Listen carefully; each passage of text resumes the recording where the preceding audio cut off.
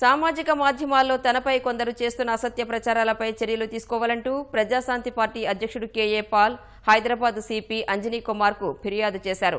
తనపై బురద చల్లడానికి కొన్ని రాజకీయ పార్టీలు అసత్య ప్రచారాలు చేస్తున్నాయని ఆరోపించారు. తన ఇంటర్వ్యూలకు అసభ్యంగా వ్యాఖ్యలు పెట్టే వారిపై కూడా చర్యలు తీసుకోవాలని సిపిని కోరినట్లు తెలిపారు. Commissioner of police Anjani Kumar గారిని కలిసి దాదాపు ఒక 1 అవర్ వారితో నేను నా విషయాలన్నీ చెప్పాను. యూట్యూబ్ వీడియోల్లో ఈ మధ్యని ఒక సాయి అనే వ్యక్తి, అలాగే ఫస్ట్ పోస్ట్ కొన్ని ఛానల్స్ వారు ఫాల్స్ ప్రోపకండ చేసి నాకున్న మంచి ఇమేజ్ని డిస్ట్రాయ్ చేయడం కొరకు కిందన కామెంట్స్ చూడండి.